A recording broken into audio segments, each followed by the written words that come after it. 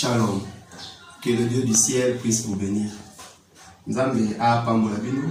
Et l'autre qui est sous na plateau ya piso 1 na souci pour présenter un petit dépliant que nous essayons de faire pour la gloire de Dieu. Quel qu'on dit les paroles s'envolent, mais les écrits demeurent. Nous en avons dépliant beaucoup tout ça là, les amoureux de Jésus-Christ présentent les vérités qui libèrent, les vérités que quand tu les connais, ça t'aidera à devenir libre, spirituellement libre, physiquement libre dans chaque domaine de la vie. Et il y a plusieurs thèmes et on n'a pas le temps de les exploiter, mais à ces jours, nous avons le thème « Quel cœur pour voir Dieu ?» Quel cœur motemanini pour mon Nzambe. Pourquoi cœur? Parce qu'on a expliqué là-dedans combien c'est beau. Les 3 points qu'on a traités dedans seraient l'importance que Dieu tâche à nos cœurs, les sortes de cœurs, comment avoir un cœur pur et les maintenir. Les 3 points-là, c'est ce qui fait ces dépliants. Dépliants, il y a un souci d'aider le cœur des gens d'être purs. Parce que la Bible dit dans Proverbe 4, le verset 23, 21, 23, là il est dit, gardez ton cœur plus que toute autre chose, car de lui vient une source de la vie. Et plus loin encore dans Matthieu 5, 8, Jésus essaie de préciser encore, dire oh là là, Matthieu 5, 8, là il est dit quelque part là, Matthieu 5, 8, excusez-moi mes frères, 5, 8, là il est dit, et ceux qui ont le cœur pur car ils verront Dieu. La conditionnalité de voir Dieu, c'est avoir un cœur pur. Et Dieu tâche une importance de garder votre cœur et un cœur pur. Et dans 1 Samuel 16, 7, la Bible dit, Dieu dit à Samuel, les gens regardent l'apparence, mais moi je regarde au cœur. Dieu a tourniqué tout autour du cœur. Le cœur, le cœur, le cœur. Pourquoi le cœur? C'est parce que le cœur est la membrane suprême que Dieu aime. Et dans le Psaume 119, verset 9 à 11, là il est dit, comment un jeune homme peut-il rendre son chantier juste? Il a dit, en ayant, excusez-moi mes frères, j'aimerais le lire pour qu'il y ait un peu plus de... Je dis le Psaume 119, verset 9, là il est dit, Psaume 119, verset 9, comment le jeune homme rendra-t-il son sentier, rendra-t-il pur son sentier en se dirigeant d'après ta parole? Je te cherche de tout mon cœur et ne me laisse pas égarer loin de tes commandements. Je sers ta parole dans mon cœur afin de ne pas pécher contre toi.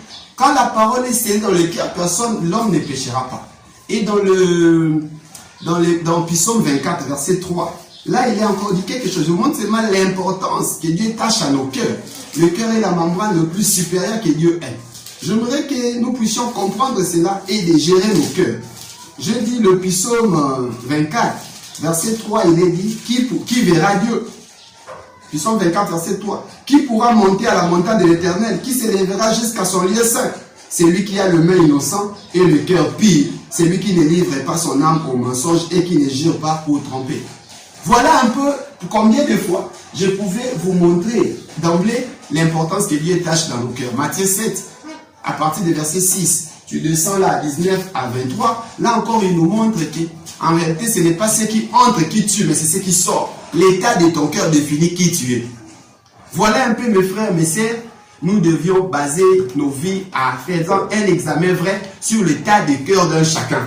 Tu es ce que ton cœur dit que tu es. Et David dans le Psaume 117, verset 3, il dit encore quelque chose de bien. Psaume 17, verset 3. Mon frère, ma sœur, tu peux tout dire, mais si ton cœur n'est pas vrai, Dieu n'est pas avec toi. La Bible dit, si tu sondes mon cœur, tu le visiteras la nuit. Si tu éprouves, tu ne trouveras rien. Ma pensée n'est pas autre que ce qui sort de ma bouche. Beaucoup de gens, et le cœur et la bouche sont doubles. Et le Psaume 12, verset 3 dit, on s'est dit des faussetés les uns les autres, et on a sur le lèvre des choses flatteuses, on parle avec un cœur double. Le monde est rempli de gens qui ont le cœur double. Mais nous devons faire l'examen du cœur. La membrane là que Dieu dit, c'est celui qui sonde le cœur et les reins.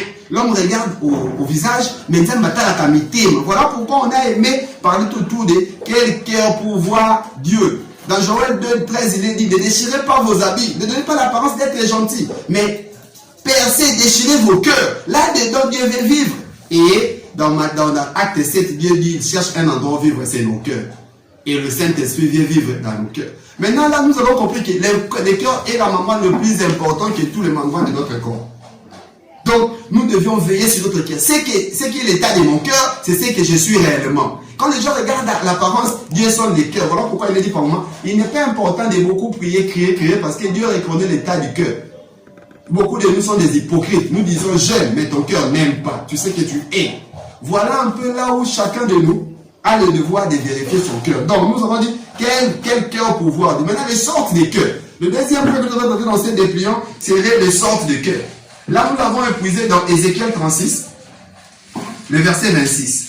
Ézéchiel 36, verset 26, là dit quelque chose. Ézéchiel 36, verset 36. J'aimerais être le plus biblique possible pour que ça ne soit pas dit que le pasteur a dit, parce que Matthieu 24, 35, la Bible a dit le ciel et la terre passeront, mais ces paroles ne passeront jamais.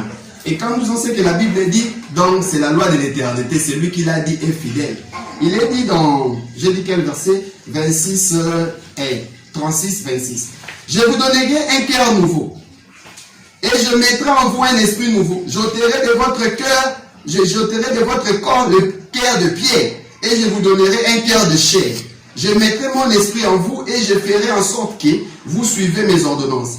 Et que vous observiez et pratiquiez mes lois. Vous habiterez le pays que j'ai donné à vos pères. Vous serez mon peuple et je serai votre Dieu. Au travers de, Ézéchiel 36, 26, 28, nous avons essayé de sortir trois sortes de cœurs. Le premier cœur, c'est le cœur de l'homme. Le cœur de l'homme, le cœur de pierre. Le deuxième cœur, c'est le cœur de chair. Et le troisième cœur, c'est le cœur où Dieu vient vivre le pur, vient purifier, vient démérer. Donc, il y a trois sortes de cœurs. Et là, quand on a parlé du cœur de pierre, nous allons l'illustrer. C'est le cœur d'une personne qui est mauvais, foncièrement mauvais, ou à mabé, à persévérer dans mabé, à canique au sala mabé, le au sala sous mabé, mais il dit qu'il est frère.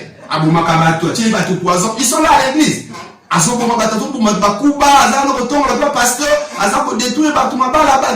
Mais il s'est dit frère. C'est ça le cœur de l'homme, le cœur de pierre, le cœur mauvais. Et là, on va voir dans Genèse 6, verset 5 à 8, le cœur des hommes était devenu mauvais. Dieu a regretté d'avoir créé l'homme. Dans Jérémie 17, 9 dit les pensées de l'homme est tourné vers le mal. Le cœur de l'homme est tourné toujours vers le mal.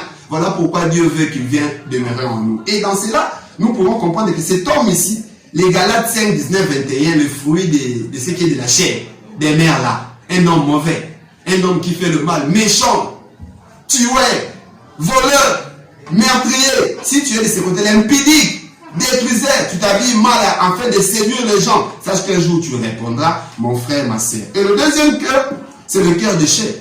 Là, c'est le cœur intermédiaire. La Bible dit, j'enterrerai les cœurs de pierre et je mettrai les cœurs de chair. Mais ce n'est pas suffisant. C'est une marche, une maison en 3 étapes. Dans la deuxième étape, c'est une bonne maison. Mais là-dedans, c'est quand quelqu'un arrive à un niveau, il fait le mal, mais il les regrette quand même, mais il les fait quand même. Là, on pourra l'illustrer dans Romains 7, verset 19, là où il dit, je ne fais pas le mal que je veux, mais je pratique le mal que je ne veux pas.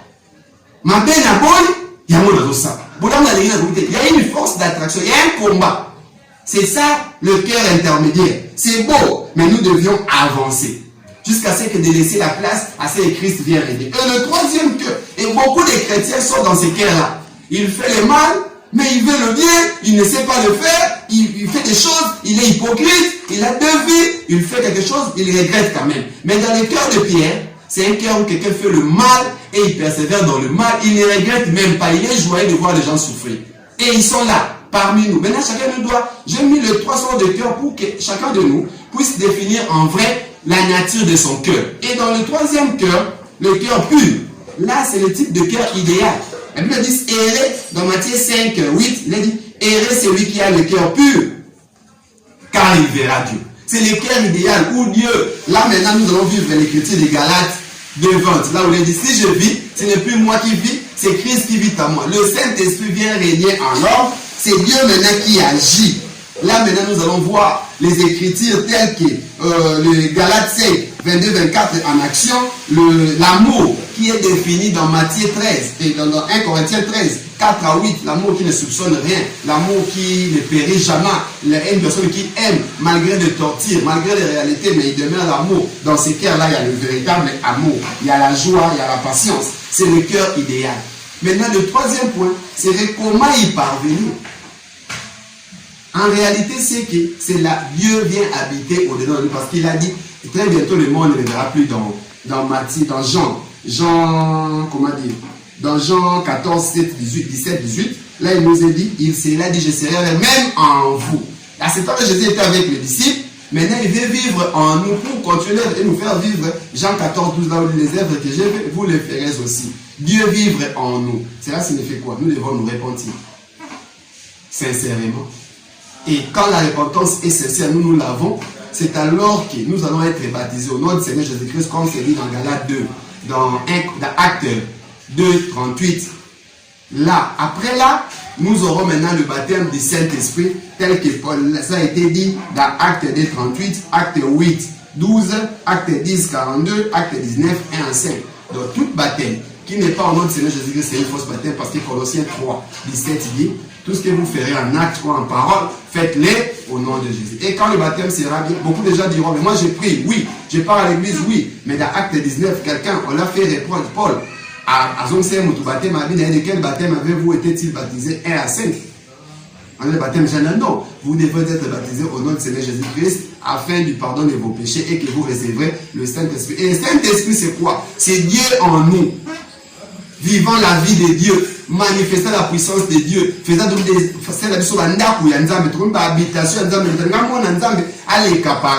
alors le vrai nous c'est le cœur. Voilà pourquoi on a essayé d'inviter nos frères, nos soeurs à consulter notre dépliant pour amener les gens à voir, il y a des versets pour avoir le temps de travailler son cœur. Partir à l'église c'est bien, prêcher c'est bien, se marier c'est bien, avoir de l'argent c'est bien. Mais si ton cœur, Dieu regarde l'état de ton cœur, c'est le vrai toi. Ne restons pas hypocrites, comme ça a été dans Psaume 12, 3. Le monde est double. Tu sais que ta femme là, il aime ton argent, il ne t'aime pas. Mais le jour où il t'aimera, même si tu n'as pas l'argent, il sera ta femme. Nous voulons nous marier avec des personnes qui ont le cœur pur. Nous voulons être des amis, ceux qui ont le cœur pur. Dès lors que tu as un ami ou un collaborateur qui a un cœur pur, il ne pourra jamais te faire du mal. Le monde se mère parce que le cœur des gens sont mauvais. Revenons à Dieu, c'est lui qui a commencé, l'œuvre est fidèle. Shalom mes frères, nous aurons exploité encore d'autres sujets. Que le Dieu du ciel vous bénisse. Shalom. Ok, là-dedans il y a le numéro de contact. Notre email milocc@gmail.com.